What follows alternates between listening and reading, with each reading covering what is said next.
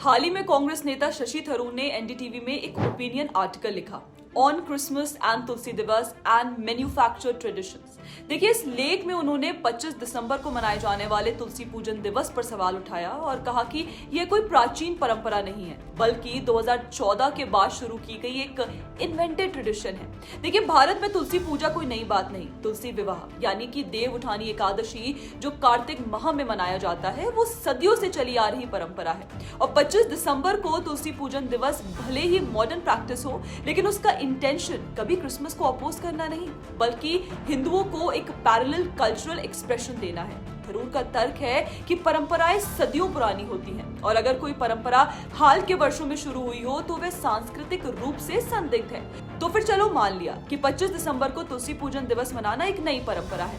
अगर यही लॉजिक अपनाया जाए तो क्या शशि थरूर 25 दिसंबर को मनाए जाने वाले क्रिसमस पर भी यही सवाल उठाएंगे?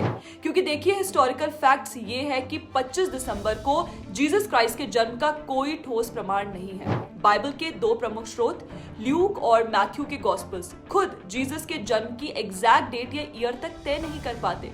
और इतना ही नहीं, इतिहासकार मानते हैं कि 25 दिसंबर की तारीख पहले से ही रोमन पेगन फेस्टिवल से जुड़ी थी, खासकर सोल इन्विक्टस जैसे फेस्टिवल से। चर्च ने पुराने पेगन फेस्टिवल्स को खत्म करने के बजाय उन्हें नया ईसाई अर्थ दे दिया और कहा कि अब इसी दिन जीसस क्राइस्ट का जन्म मनाया जाएगा। तो फिर क्या क्रिसमस भी एक तरह से रीब्रांडेड ट्रेडिशन नहीं है?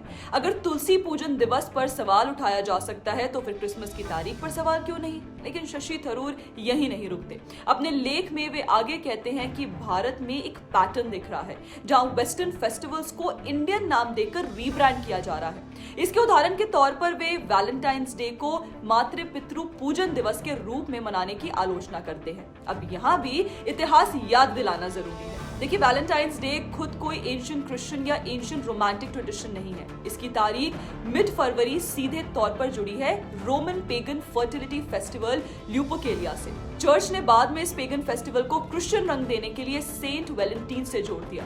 तो फिर सवाल उठता है, अगर पश्चिमी दुनिया पेगन परंपराओं को रीब्रांड कर सकती है तो भारत में अपनी सांस्कृतिक अभिव्यक्तियों को नया रूप देना क्यों गलत हो जाता है? यही शशि थरूर की सबसे बड़ी समस्या है। वे खुद को हिस्ट्री का छात्र बताते हैं, लेकिन जब बात वेस्ट की आती है तो उन्हें हिस्टोरिकल एमनीसिया हो जाता है।